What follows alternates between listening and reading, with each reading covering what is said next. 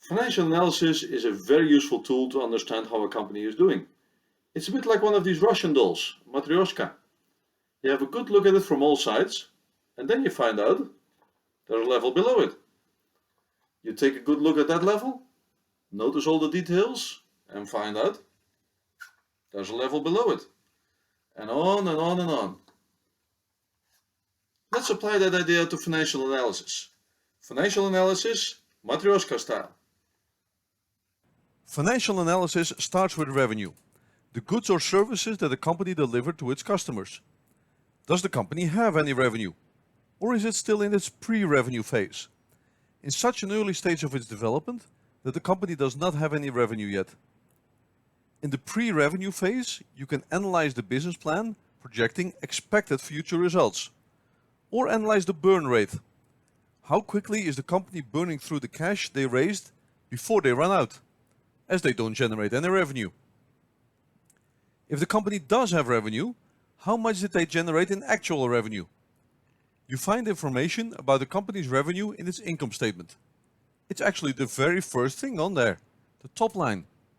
Start with the absolute amount and then check whether the revenue is growing or shrinking over the years. That's often called the V percentage, for variance percentage. How do you calculate the revenue growth versus prior year? Take the current year number, deduct the prior year number, divide the outcome of that by the prior year number, and deduct 1 from that outcome. Here's that calculation with the numbers filled in for our example. In financial analysis, both the absolute amount and the direction are important. A company with $1 million in revenue and 20% growth might be more interesting than a company with $2 million in revenue and no growth. Let's go one level deeper into revenue growth. Here's an example. You read a financial news headline about ABC Corp's double-digit revenue growth of 10%. The key financial analysis question to ask is, what was the company's underlying organic revenue growth?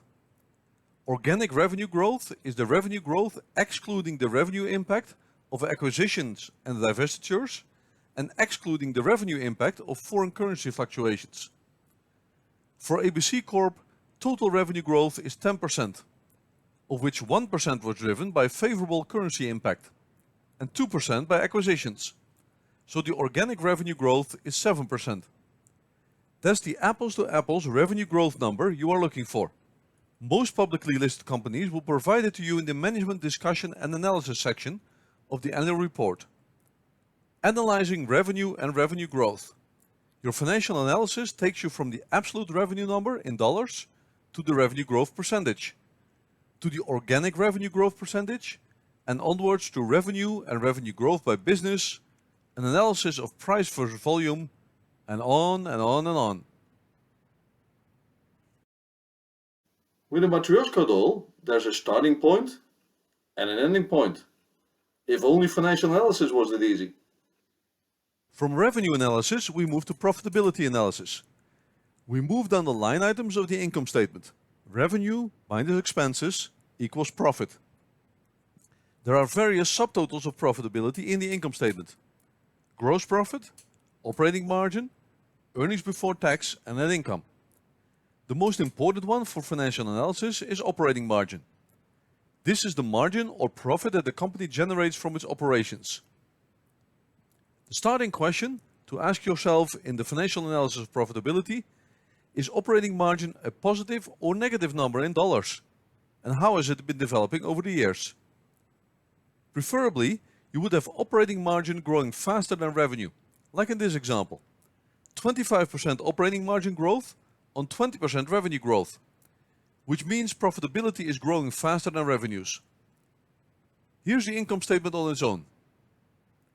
Here's the same income statement again, with each of the line items shown as a percentage of revenue.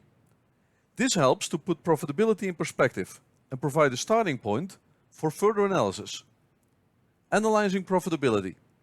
How much operating margin does the company generate? What is the operating margin as a percentage of revenue? Is the margin growing, expanding over the years, or shrinking, contracting?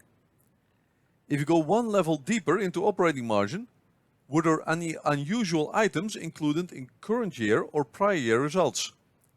Things like one-time acquisition-related, restructuring, or litigation-related charges. If so, it's a good idea to compare operating margin excluding these items for both years.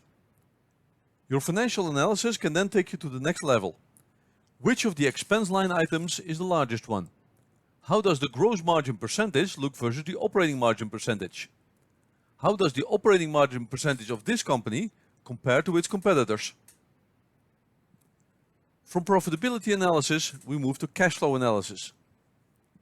Does the company's profitability translate to cash flowing into its bank accounts? Sometimes it does, sometimes it doesn't. The key financial analysis concept here is free cash flow generation. How much cash does the company generate that it is free to spend? And is that number higher or lower than last year? Free cash flow is that part of the total cash flow that is not needed for either operations or reinvestment into the company. This number can be calculated from the cash flow statement. The cash flow statement explains how much cash has come in and gone out during an accounting period, and what the sources and uses of this cash flow were. The cash flow statement has three sections: cash from operating activities, cash from investing activities, cash from financing activities. These sections are showing what the titles suggest. Cash from operating activities details the net cash provided by or used in operating activities. Customers paying the company paying suppliers and employees, that sort of thing. Cash from investing activities details the net cash used in investing activities, buying property and equipment, paying for the acquisition of a business. Cash from financing activities details the net cash provided by or used in financing activities. Transaction between a company and its lenders, like raising cash by issuing new debt, or paying dividends to shareholders. To calculate free cash flow, we need 1.5 of these categories: cash from operating activities minus capital expenditures.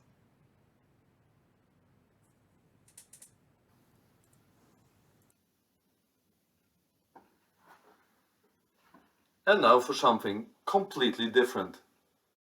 So far, our financial analysis has focused on the positive, the upside potential, revenue growth, margin improvement, free cash flow generation.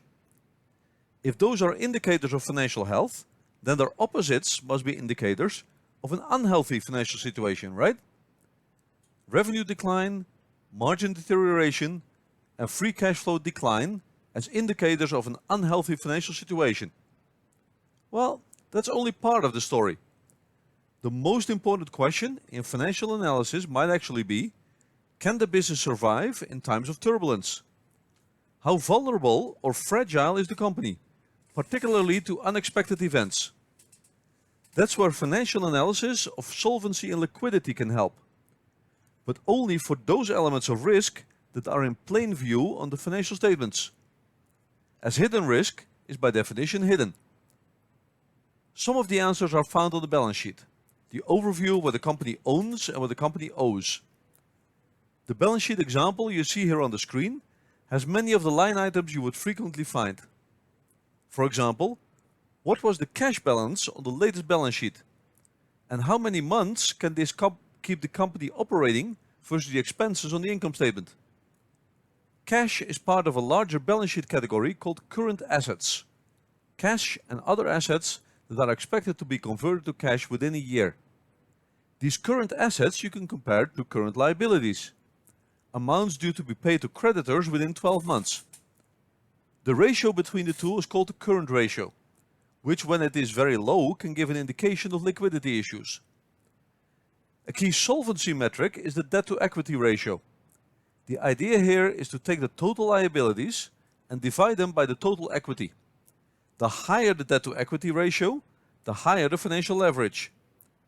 You have now arrived in the world of financial ratio analysis, which provides a set of tools to analyze the relative financial performance of a company.